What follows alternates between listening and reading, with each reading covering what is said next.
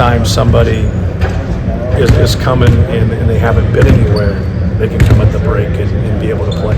We took Matt Harms because he was in his 6th year of high school, so he didn't play that first semester in high school, so he couldn't play. So that was the point about taking him, getting him ready, and being able to play there. This is a little bit different because we're on chartered waters, because now with name, image, and likeness and being able to pay guys, now when teams can see, oh man, maybe we need another guy, they can go and get some people. I don't think it's going to be a lot of people doing it, but I think if people think they're in need, or that's the way they can get them, and then they don't play second semester like Matt did, and then play after that. I think you'll see both scenarios, but I don't think you'll see an abundance of them. There would be circumstances that you'd consider doing it again? Yes, I think if there's a need, right? You get a couple guys get injured, things of that nature, or you just kind of miss out and then someone, appears there. They're splitting their season too, so I think it's going to be hard to have a lot of guys. They're going to have their season overseas as well as having this. It seemed like there'd always have to be a prior relationship already started there too, though. It can't all come together in a week, especially talking about like overseas it guys. Can come together in a week. It can. Yeah. It's not ideal, but it can. Yeah, I think you just get changes, right? Someone's like, no, I'm going to play this year. Then they go through the year and they're like, well, I'm not playing, or this isn't what I thought. Because a lot of times internationally they change teams too, midstream there. And so it just depends on their contract and if they can get out and stuff. So you've probably already been asked this, but just I saw you at McDonald's yesterday, Noob. Yeah. Was it that? It wasn't that. Nah, dang. You know who walked in after? Shondell. It's a place to be. Did you guys sit at the same table? We did not. You didn't? Okay. I probably didn't even sit down. You weren't locked in. Go ahead. No, I wasn't. Any difference between Auburn under Steven versus Auburn versus Bruce? No, they run a lot of the same stuff. They do a lot of the same things. I think the only difference is kind of what he goes to a little bit differently, because their personnel is different. They do some things differently. And, Keyshawn Hall, they run some more stuff for him. Obviously, he averages 20 points. Todd Pedford gets a lot of the same stuff ran for him as he did last year. He's dynamic, man. He's a great player. They're both great players. But they got other pieces too. Like, it's not like they're not as deep as they've been, but still the guys they bring off the bench are good players. Do you feel like you're in a pretty good rhythm now, continuing to dribble against people like Pedford? At times, it depends. It just depends. I think anytime you deal with quickness, especially in space, a lot of people are going to have trouble with that. I think you got to have, when you face great players, it's got to be great team defense. But the more we can keep the ball in front of us and stay out of rotations, it's going to help us. You've had Braden on the ball a little bit more in the last 2 games because of the nature of the matchups. Right. CJ and Jakari on the wings. Yep. How's that kind of working for him? What have you seen in him the last couple of games defensively? It seems like he's really picked it up. Yeah, he's fine. Anytime we scheme and we double and do stuff, the more he's out, the better. Like I talked about him being a good free safety.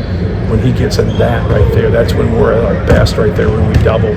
We just can't always manufacture it. They can put their guys where they want to put their guys. We can't control that. But no, he's done a good job on the ball. Just that, just like anybody who guards the ball, you just got to keep concentrating. The play's never over. It's a pretty positive situation.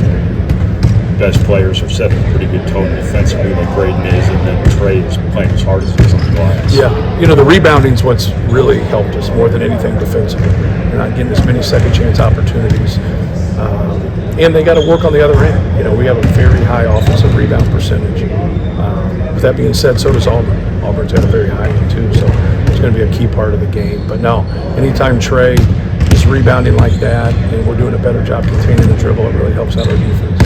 Is rebounding a thing you feel like you've accomplished the most in this first segment of the year, first half? Yeah. You return Daniel Jacobson, who's done a good job of himself rebounding. Oscar's been tremendous in that area, and then TK's the one that's made the big jump, because he's like, go back and look at 3 years ago, like he's never rebounded this way ever. So. He was on small dudes when Zach Edey was here. He didn't rebound that way. Now Zach's there getting a lot of them, but you still you would think you'd have a couple outlier games where he would rebound like that. So, but give him credit, man. It's he said he was going to do it, and he's been doing it. So when you have two guys like that rebound, and then you bring Daniel in there, if our guards are around the basketball, it's definitely advantageous for us. With a team with so much seniority and been around for so long, is there an art to keeping your message fresh, or kind of how you evolve with them hearing it third, fourth year? Well, it's a game of repetition. So you feel like, man, they know this, repeating this, and I write 80% of what I write is the same thing every game. There's 20% difference because that's the game. You're not going to change the pillars of the game when you talk about rebounding the ball, taking care of the ball, and taking good shots. You're just not. Like if you do those things and you got good personnel, you're winning the game. Like you're just 95% of the time you are winning the game. It just takes like an outlier game where somebody goes 22 for 23 from the line, they shoot 70% from the field, or something of that nature. So that's what the game never gets old that way. And the people that feel that way, hey man, we know what we're doing or whatever, they're getting ready to get beat. Because you never get away from taking care of the ball and rebounding the ball. Even if you've had 3 weeks where you've dominated both areas, they can come rear its ugly head. Like other night, we gave up 15 offensive rebounds. We can say, okay, we won the battle on the boards, which we did, but we still gave up 15 offensive rebounds. You get in a possession game when that happens, that could be the difference.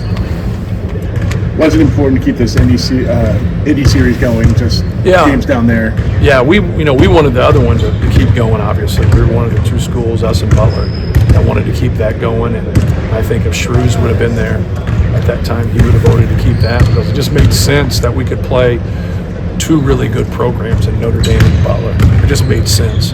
And now hey man, that game's really going to help us get better, win or lose. But now we've been able to get good opponents here, but it's scheduling, and scheduling's tough. So each year you got people working, for you trying to do it, but it's still up in the air. Like right now, we don't know our opponent for next year. The old way, you would always know your opponent, right? So, but no, it's great. It's great for our fans. It's great for us.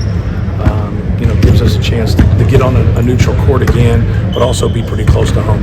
Will it keep happening in this sort of trade way too? That they'll play a semi-neutral with whoever you bring into Indy, or is not it always? Okay. Sometimes, not always. When people want to get on that, they want to play in that game, and that can get done without a return game. But sometimes you have to.